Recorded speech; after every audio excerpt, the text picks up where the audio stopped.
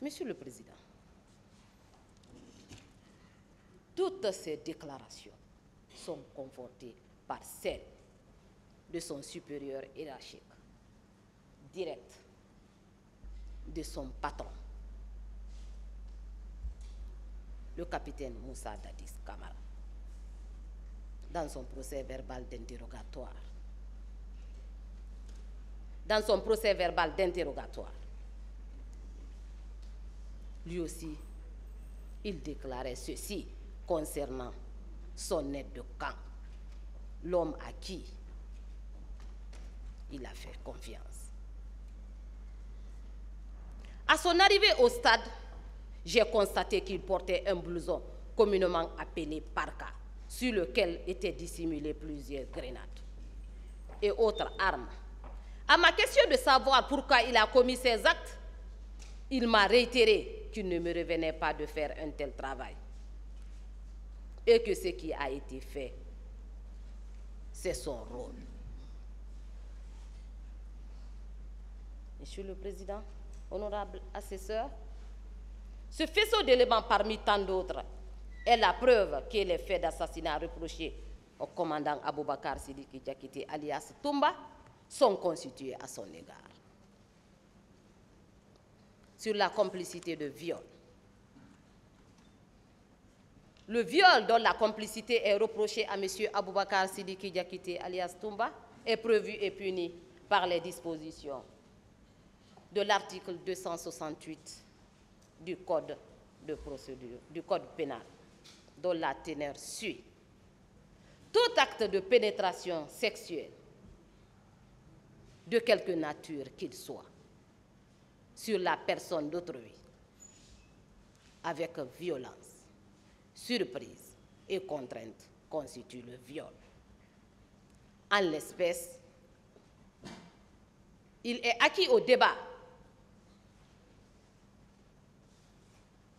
que certaines femmes avaient non seulement été violées au stade, à ciel ouvert, mais aussi d'autres ont été enlevées et conduites au camp Makambo, anciennement appelé Kankundara, et au camp Alpha Yaya Diallo, où elles ont été réduites en esclavage sexuel, avec des cas de viol collectif. Ce qui est choquant, c'est le fait pour ces violeurs d'utiliser des bois, des bouts de canon et d'autres objets durs pendant l'acte sexuel. Ces faits sont attestés, Monsieur le Président, honorable assesseur, par le gynécologue Dr Namouri Keita, qui a comparu à cette barre à l'audience du 29 janvier 2024. Il a déclaré ceci. Pendant que je consultais des femmes victimes de viol, j'ai extrait des bouts de bois dans leur partie intime. Donc, Monsieur le Président, la présence de commandant Toumba au stade, je dis bien, la présence de commandant Toumba au stade a galvanisé l'énergie et l'appétit de ces éléments dans leur volonté de commettre ces crimes de viol. La panique générale qui s'est installée chez les manifestants, provoquée par des tirs des éléments de la garde présidentielle dirigés par le commandant Aboubakar Sidiki Diakité,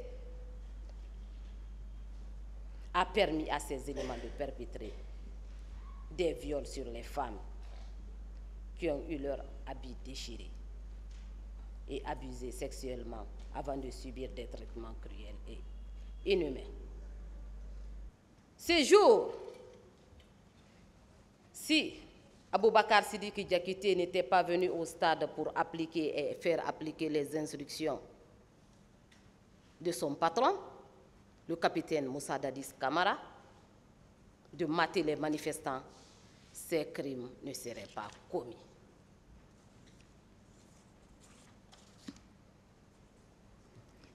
Monsieur le Président, honorable assesseur, l'instruction de mater englobait pour le commandant Toumba et ses hommes l'assassinat, le viol, l'enlèvement, la séquestration et la torture.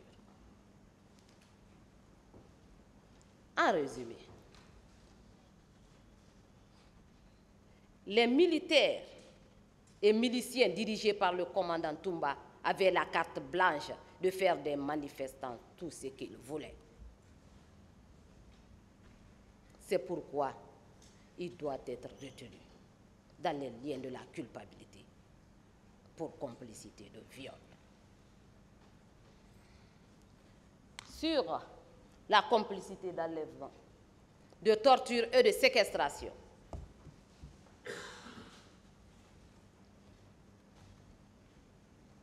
ces infractions dont la complicité est reprochée au commandant Aboubakar Sidiki Diakité alias Toumba sont prévues et punies par les dispositions des articles 19, 303 et 232 du Code pénal, dont le contenu,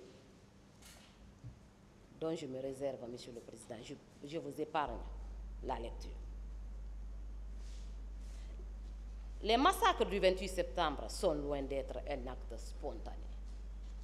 Ils sont le résultat d'un plan qui a été élaboré avec des actes préparatoires conséquents et des instructions très précises. Il est constant qu'il était intégré dans ce plan des instructions à des éléments de la garde présidentielle de procéder à des enlèvements, à des tortures et à des séquestrations des manifestants à divers endroits de la ville de Conakry. La preuve la plus illustrative de cela est que des manifestants avaient été enlevés au stade et conduits dans certains camps militaires où ils ont subi des traitements cruels et inhumains, et des femmes soumises à des cas de viol collectif, et ce pendant plusieurs jours. Comment tout cela pouvait se passer dans des camps militaires, notamment au camp Makambo, anciennement appelé le camp Koundara, et au camp Alpha Yaya Diallo, qui était le siège du pouvoir, sans que le commandant de la garde présidentielle et le président de la République ne prennent des dispositions pour y mettre fin et éventuellement sanctionner les auteurs. Les instructions qui ont été données à Touba de mater les manifestants ont été fidèlement transmises par ce dernier aux subordonnés et miliciens pour la commission de toutes les infractions reprochées.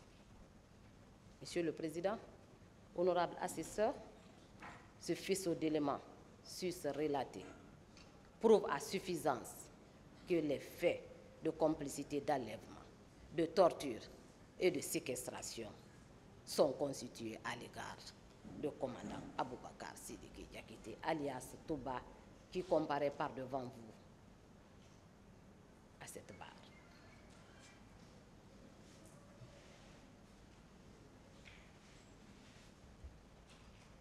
Sur le cas du capitaine Marcel Guilavogui,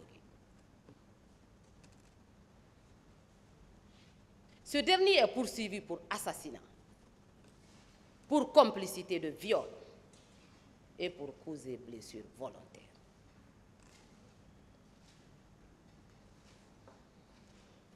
Sur l'assassinat, Monsieur le Président, honorable assesseur, quoiqu'il n'y avait pas un acte de nomination du capitaine Marcel Guilavogui,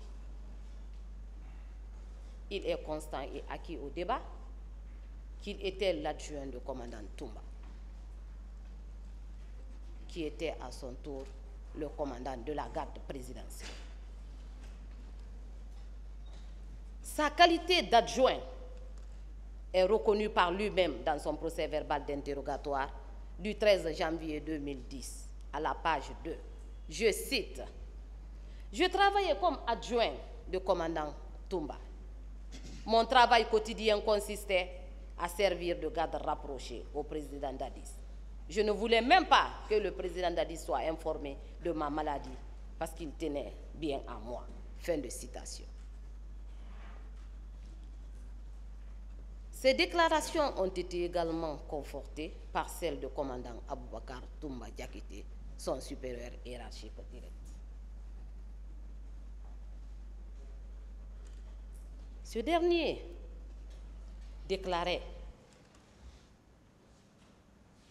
À la 4e page, je cite, « J'ai été nommé commandant de la garde présidentielle et Marcel Guilavogui a été mon adjoint. » Fin de citation.